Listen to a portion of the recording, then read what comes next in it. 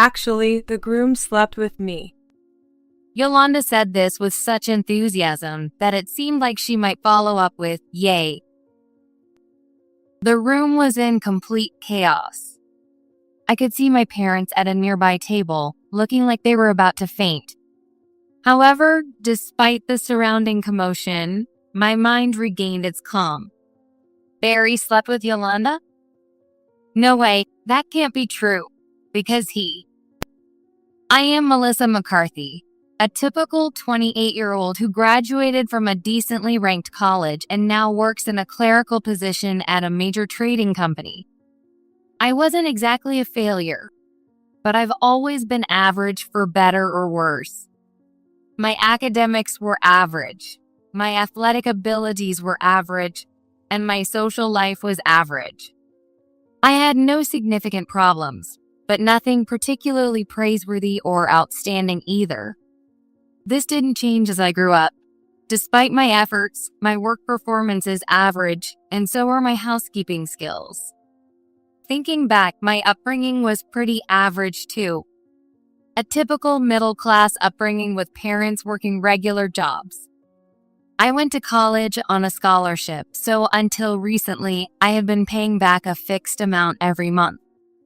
I'm not unhappy about that, and I'm really grateful to my parents for raising me. However, my entire life has been completely ordinary. On the other hand, my best friend Yolanda Foster has lived a life completely opposite to mine. Yolanda is a colleague from my company. We became friends because we were the only two women assigned to the same department after joining the company. We had a transition from just being close to becoming true friends thanks to Yolanda's personality. Unlike me, she is cheerful and sociable, never shy around people. She graduated from a prestigious university and was even a runner-up in a beauty contest. Despite her family's wealth and owning a company, she isn't stuck up at all. Sure, she's confident and dates handsome guys from top companies, but she's capable at her job and always attracting attention because of her charm. She's also considerate and proactive. She's different from me. Maybe I'm just envious of Yolanda. Even though I consider her my best friend, thinking about our differences always makes me feel uneasy. With a sigh, I press the enter key harder than necessary.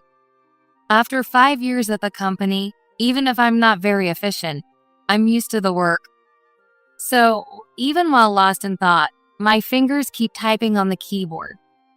Then, I feel a light tap on the back of my head. Hey, Melissa, what's with the sigh? Frustrated? It didn't hurt at all, but I turn around in my chair, rubbing the back of my head. Yolanda is standing there with a rolled-up document in her hand. Yolanda. Seriously, you haven't made any progress with your work? You're so inefficient. Lunch is in 30 minutes. Yolanda peeks at my desk and comments with a look of exasperation. I'm used to hearing this, but today it stings a bit. Wow, it's that late already? I need to hurry. I check the clock in a panic and get back to work. I have to finish this by 3 p.m. Hey, where are we going for lunch? Oh, sorry. I don't have time for lunch today. What? You're behind on your work. Come on, let's go. The Italian place on Oak Street. Wait, but I really don't have time. Before I can finish, Yolanda is already gone, walking briskly out of the office, probably heading to the restroom. Her neatly curled chestnut hair sways behind her slim back. Several male employees stop working to watch her leave. She's so pushy. That's her spoiled side showing. I think to myself, feeling it's no wonder I complain. Yolanda's bad habit is not listening to others. But I know she means well. Maybe she's trying to cheer me up and take me out for a change of pace since I'm clearly struggling with my work. I pulled myself together and focused on my work for the next 30 minutes until lunch break. Yolanda's favorite Italian restaurant is a 5-minute walk from the office. It's a stylish place with delicious food, quite different from the typical lunch spots for office ladies, fitting for someone like Yolanda. A $30 lunch? I would never come here alone. I really want a boyfriend. We're 28 already, right? It's about time to get married and leave the company. Oh, Melissa, you have a boyfriend, right? Despite her casual tone, she skillfully handles the knife and fork. I twirl some pasta around my fork, impressed by her upbringing showing through in moments like this. Yeah, I do. I reply, suddenly remembering something. Oh, right. I'm getting married next month. As I continue in the same tone, Yolanda's smooth movements come to a sudden halt. What? Yolanda's surprised voice drowns out the elegant classical music playing in the background. Wait, I didn't know about that. When did this happen? Well, he just proposed last week, and I haven't had the chance to tell you. By the way, what kind of guy is your boyfriend? I don't think I've heard about him before. Her eyes, framed by thick lashes, glare at me resentfully. Even though she says she hasn't heard about him, it's really because she never listened to my stories. Used to this by now, I brush off my irritation with a sigh and start explaining about my boyfriend. He graduated from the top university in the country and currently works at a top-tier company. We've been dating for 2 years since we met at work, and it's been a calm and steady relationship. Being with him makes me feel secure, and most importantly, I can be myself around him. However, as I approached 30, I started to worry about whether we would just continue dating or eventually get married. At that moment, as if he could read my mind, he proposed. So, Yolanda, I was wondering if you could give a speech at the wedding. Would you? I confide in Yolanda something I've been thinking about since the proposal. Her response is a bit reluctant, but she agrees. Given her pride, she might not be thrilled that her best friend is getting married before her. But as I naively thought that, I didn't notice the strained look on Yolanda's face. On the wedding day, Yolanda came to the waiting room before the ceremony started. Congratulations, Melissa. She walked in with a smile, looking so beautiful that she could outshine the bride. Since my groom, Barry, was there, I thought it was a good opportunity to introduce them. Thank you, Yolanda. This is my husband, Barry. Barry, this is my best friend, Yolanda. Nice to meet you. I'm Barry Klein. Melissa has told me a lot about you. Thank you for coming today. Barry smiled warmly at Yolanda and bowed his head. Nice to meet you. I'm Yolanda Foster. Melissa, when did you catch such a handsome guy? She replied in her usual tone, smiling back at Barry. After that, I expected her to stick around, finding excuses to stay longer, but she left the room quickly. I felt a slight sense of unease at her behavior. What's going on? Yolanda has been acting a bit distant since I told her about the wedding. As I stared at the door Yolanda left through, lost in thought, Barry murmured, What's up with her? Huh? I looked up to see him with a puzzled expression, his hand on his chin as if deep in thought. When I asked what was wrong, he said he also felt something was off with Yolanda. When she saw my face, she looked surprised for a moment. Have we met somewhere before? Even as he said that, he didn't seem to recall anything. Yolanda is a striking beauty, so it's unlikely he's confusing her with someone else. Though we both felt something was off, we couldn't find an answer, and the wedding reception began. The large venue was filled with round tables, and everyone, familiar and unfamiliar, wore smiles. As I surveyed the room from the head table, the reality of getting married slowly sank in. I had always thought I'd never get married. An ordinary life, an ordinary day-to-day existence. I didn't know if not getting married was normal or not, but I had always imagined I'd live alone. Until I met Barry. The reception proceeded smoothly, and it was time for the friend's speech. I unconsciously looked at Yolanda. She stood up gracefully and walked towards us, her heels clicking on the floor. Wow, she's gorgeous, and is she a celebrity? Were among the whispers I heard. For some reason, instead of feeling inferior as usual, I felt proud of the compliments Yolanda received today. I looked up at Yolanda as she stood at the microphone, feeling unusually calm. She looked even more beautiful than usual today. I hope she finds a good guy soon, though it might be hard for her to choose because she's so picky. As I was thinking that, she suddenly looked at me with a mischievous glint in her eye. Melissa, congratulations.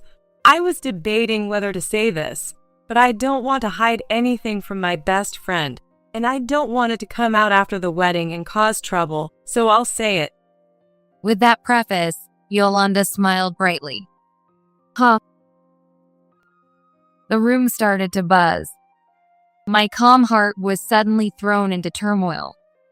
What is she going to say? When I turned to look at Barry, he looked just as confused. Barry glanced at me as if he had no idea what was happening. In hindsight, I should have stopped Yolanda then. Actually, the groom slept with me. Yolanda declared this with such an almost celebratory tone that it seemed like she might follow up with yay. The room descended into chaos. I could see my parents at a nearby table, looking like they were about to faint. However, despite the surrounding chaos, my mind regained its calm. Barry slept with Yolanda? No way, that can't be true, because he... Yolanda, what are you talking about? Sorry, I can't keep secrets. It's exactly what I said. We slept together. That's impossible. Huh? Yolanda's beautiful face twisted into a mocking smile. It was no longer beautiful at all. Because my husband. I'm gay. Barry's voice overlapped with mine. What? The microphone picked up Yolanda's dumbfounded voice. The room was in an uproar, and it was hard to tell who was saying what. Yolanda stood there, stunned. The speech was no longer the focus. At that moment, the door swung open with a bang, and a man burst in. Barry, sorry I'm late. The man at the entrance looked exactly like the groom. Yolanda looked back and forth between the man and Barry, speechless. Glad I made it, but what's with the mood here? The man walked towards us, puzzled by the atmosphere. As he approached, he noticed Yolanda and called out. Hey, long time no see. What are you doing here? He raised his hand and greeted Yolanda casually. Wait a minute. What? 2 berries? What's going on? Yolanda, who had been so assertive moments ago, now sat down weakly.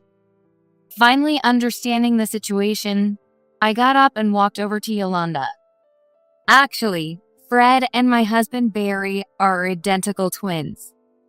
At first glance, they look like the same person. But if you look closely, you can see their different personalities in their eyes. Barry, the older brother, has gentle eyes, while his younger brother, Fred, has a mischievous look. But unless you're close to them, it's hard to tell them apart. Unlike his brother, Fred graduated from high school and has been working part-time since. He's sociable and good at interviews, but he keeps quitting jobs and looking for new ones. Fred also has a complicated relationship with women. He often pretends to be his brother and dates multiple women, causing trouble for Barry. However, because Fred is likable and Barry is forgiving, they have a good relationship. Yolanda. I gently placed my hand on Yolanda's shoulder as she sat on the floor, dejected. Yolanda had made an outrageous confession at my wedding. In the end, it was a misunderstanding and she ended up ruining herself. But she tried to trample on my happiness. However, I didn't know what to feel towards her. After all, this was the first time I had seen her so crushed. I realized now that I had always admired Yolanda, who was full of confidence despite everything. I'm sorry for the disturbance. That was a prank planned by her and me. I'm not good at such things, and I apologize for the awkward atmosphere. Barry tried to smooth things over. The room, which had been buzzing, gradually calmed down, and I could hear people murmuring. So it was a prank. Regardless of how well the follow-up was, he was trying to look out for Yolanda, who had embarrassed herself in front of everyone. But it is true that I am gay, and it is also true that I love Melissa. From there, Barry spoke confidently. Yes, Barry is gay. When we got to know each other and started to grow closer, he told me himself. I was surprised and shocked, but he told me he still wanted to be with me. Despite having only been attracted to men, Barry grew to love me as a person, beyond gender. It's a little different from romantic love, but he respects me deeply as a soulmate and as a person. His feelings settled into my heart. It was certainly shocking to have my previous notions overturned. But love is not only about romance. I felt a growing desire to respond to his feelings. I decided to love everything about him, his career, his good looks, his pure-hearted nature, and the fact that he sincerely faced his identity as a gay man while loving me. When Barry finished his speech, the room was filled with warm applause. Looking at my parents, I saw my father clapping hard with tears in his eyes and my mother pressing a tissue to her eyes. Dad, Mom, I'm going to be happy with him. The ceremony smoothly moved on to the entertainment portion. As I was about to ask Yolanda to return to her seat, she shook off my hand and whispered weakly, What is this? This is stupid. I'm leaving. Yolanda. She staggered to her feet and walked unsteadily toward the exit. I couldn't bring myself to follow her. On her way out, Yolanda passed by Fred, who had been sitting during Barry's speech. He called out to her, Oh, you're leaving already. Oh, what's your name again? I forgot, but let's hang out again. I don't need a girlfriend right now, just friends. That was the final blow for Yolanda. Oh man, Wara. She cried out like a child and dashed out of the venue. Yolanda. I called after her, but she didn't look back. Somehow, the ceremony ended successfully, and Barry and I went on our honeymoon. After a long break, when I returned to work, Yolanda was gone. I heard that she had requested a transfer right after our wedding. While I felt a bit let down, I was also somewhat relieved because it would have been awkward to face her. So, what happened to Yolanda after that? It seemed she was so shocked by being deceived by Fred that her flashy lifestyle completely changed. She had been manipulating men and cheating without a care, but when she was the one betrayed, she quickly developed a distrust of men. Time has passed since then, and now several years have gone by since I turned 30. Yolanda is still single and hasn't been able to get married. Furthermore, the story of her speech at my wedding spread among our colleagues, and the people who used to fawn over her became distant. Her prideful nature meant even the younger colleagues didn't warm up to her, leaving her completely isolated and in the position of an office queen bee. As for me, I've drifted apart from Yolanda since the wedding, but I continue to work and live happily with Barry. Though we sleep in separate bedrooms, our hearts are undeniably close, and we can proudly say that we are each other's only partner.